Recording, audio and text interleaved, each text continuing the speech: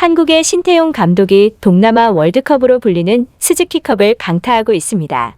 스즈키컵에서 단 한 번도 우승하지 못했던 인도네시아가 신태용 감독을 만나고 역대 4회 우승에 빛나는 싱가포르를 꺾으며 결승에 진출한 것입니다.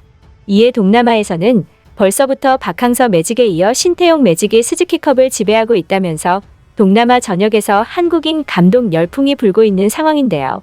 신태용 감독은 과연 어떻게 인도네시아를 이끌고 신태용 매직을 가능하게 할 수 있었던 건지, 그리고 동남아인들은 왜 한국인 감독을 극찬하는 것을 넘어 한국인들에게마저 존경심을 보이고 있는 것인지 자세히 내용 알아보도록 하겠습니다.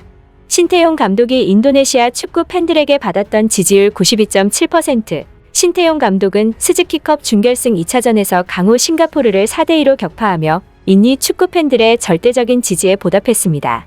1차전에서 1대1로 비겼던 인도네시아는 2차전 합계에서 5대3으로 앞서며 2016년 이후 5년 만에 결승 무대를 밟았습니다.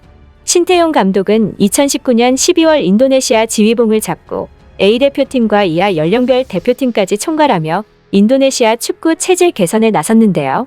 부임 2년 만에 인도네시아 축구를 완전히 바꿔놓았습니다.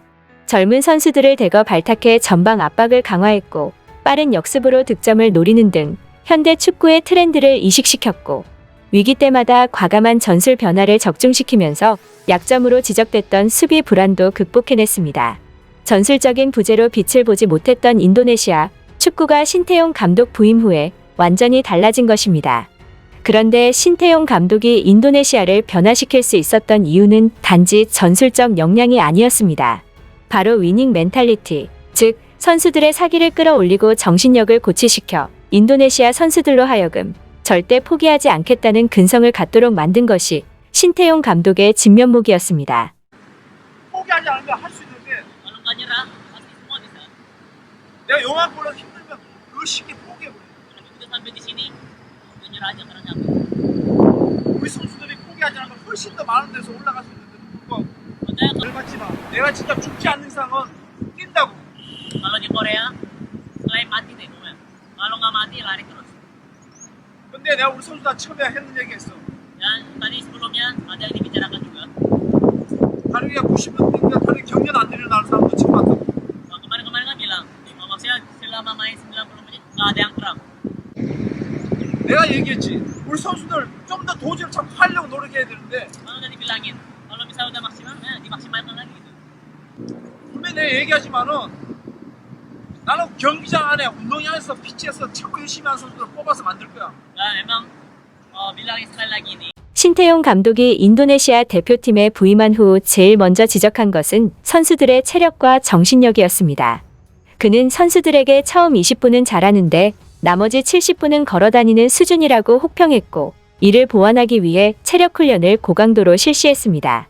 처음으로 고강도 훈련을 받아본 선수들은 입에 개거품을 물었지만 신태용 감독을 만난 이후 자신들의 실력이 향상되는 것을 느끼자 오히려 적극적으로 훈련에 임했습니다. 그 결과 인도네시아 선수단들의 고질적인 문제였던 근성과 나약한 정신력을 끌어올릴 수 있었고, 경기력이 점차 상승하여 결국 사상 첫 스즈키컵 우승을 노릴 수 있게 됐습니다. 또한 신태용 감독은 감독부터 열정을 보여야 선수들도 따라온다는 신념하에 단 한 번도 흐트러진 모습을 보이지 않았습니다.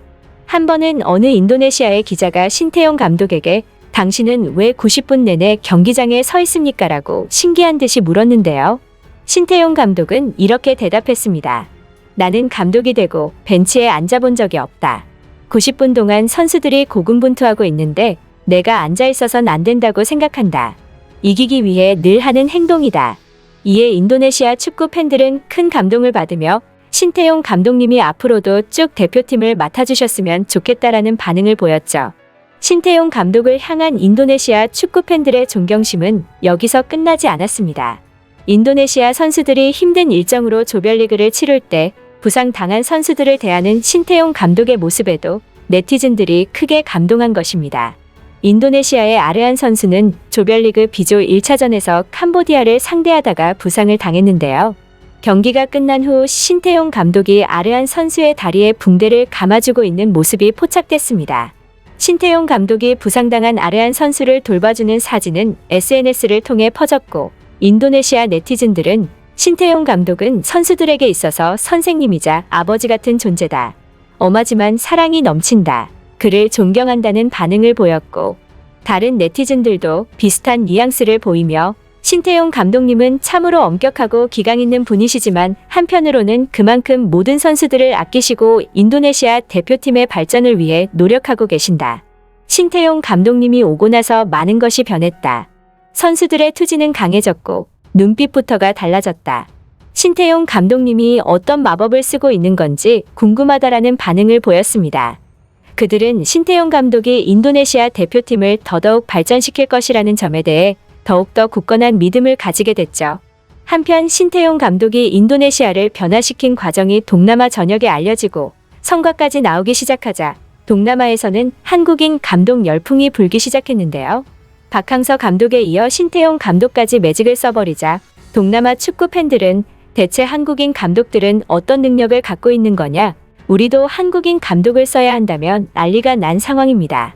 일례로 말레이시아 매체는 말레이시아 축구협회를 향해 자국 감독만 선호하지 말고 한국인 감독을 영입하라고 다그쳤는데요.